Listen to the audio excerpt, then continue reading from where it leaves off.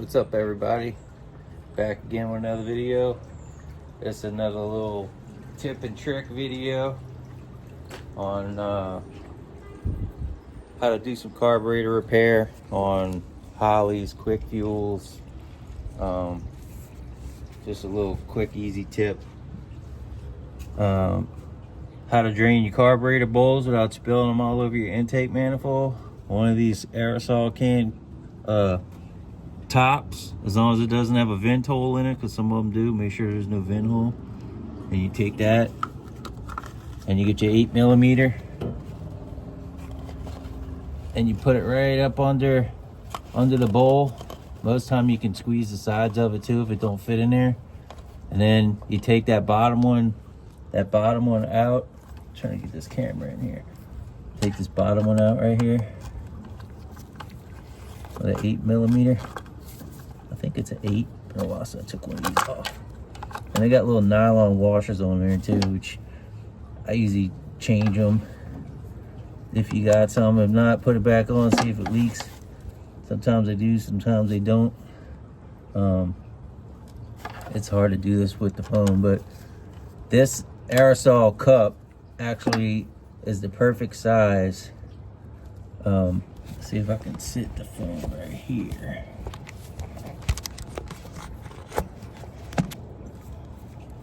Sit right there for a second. And once you get that screw out,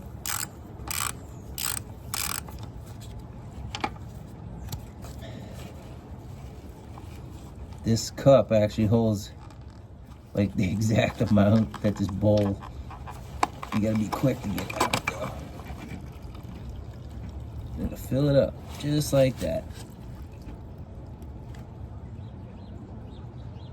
Perfect.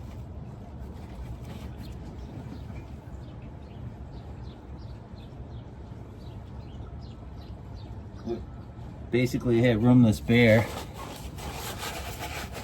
And then always make sure you got paper towels already set up to catch any spills, because these porous intakes sometimes they'll stain if you they'll stain up your intake. This one seems to wipe clean pretty good. Had a couple of leaks on this one, so try to catch them earlier. Always wipe up all your excess fuel.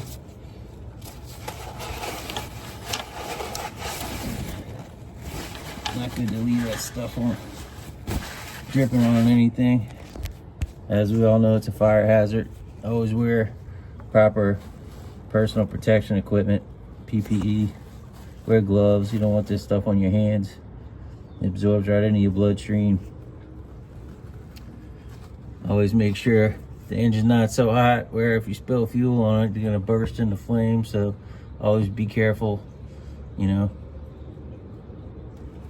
But that gets your little your bowl drain so you don't make a mess. And after you get all the bolts out, you can just loosen them. And you can take the back end of a screwdriver and give it a couple little taps, and it'll break the seal. If it's got the black gaskets, you'll probably have to change them. If it's got the blue ones and they put a little light grease around them, you don't have to, but sometimes they still stick if they weren't put on with a little lube or something to prevent them from sticking, or if they've been on there a long time. But